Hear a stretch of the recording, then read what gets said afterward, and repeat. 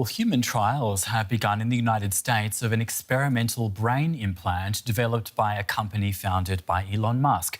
Musk says the first patient has already been fitted with the Neuralink chip and is doing well. Now, the chip communicates with a computer to help people with disabilities or amputations operate mobility devices. Trials were approved last year, but Neuralink has faced calls for more scrutiny of its safety procedures.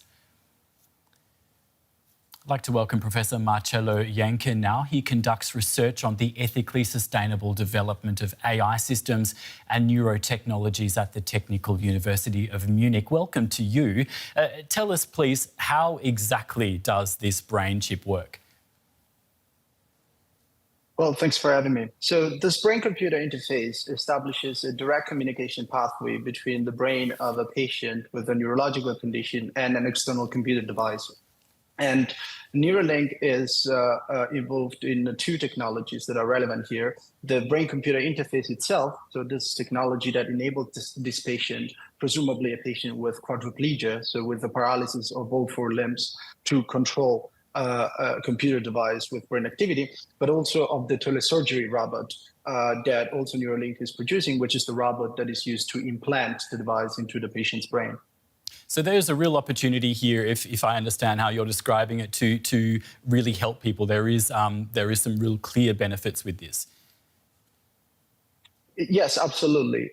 We should remember that neurological disorders are a major component of the global burden of disease, and we cannot cure what we cannot measure. So we need to develop this kind of neurotechnologies to understand the functioning of the human brain and to develop a tailored solution for the hundreds of millions of people worldwide who are suffering from disorders of the brain and disorders of the mind.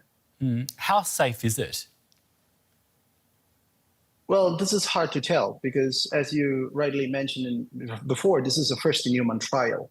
This means this is the first time a human was implanted with this particular technology produced by Neuralink. However, we have good data that suggests that the procedure is safe.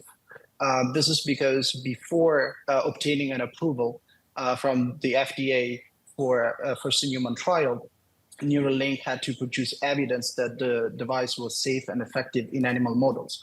So they have conducted extensive research in monkeys and other animal models.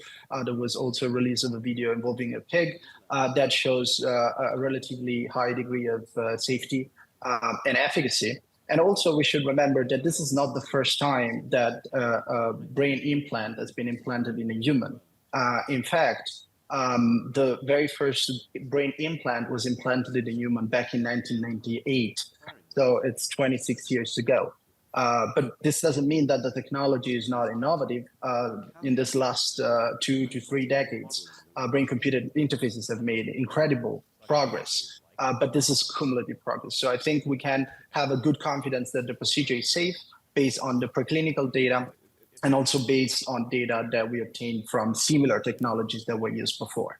So the technology has been progressing sort of gradually over the last couple of decades. I want to ask you a question, and I don't want to be flippant when I ask this, but if I have a chip in my brain, can someone hack into that and make me do something that I don't want to do? Well, the short answer is yes, of course. Anything that is connected to a computer is vulnerable to the same risks that a computer is vulnerable to. So if you connect the brain to a computer, you make a brain vulnerable to the risk of a computer, including hacking.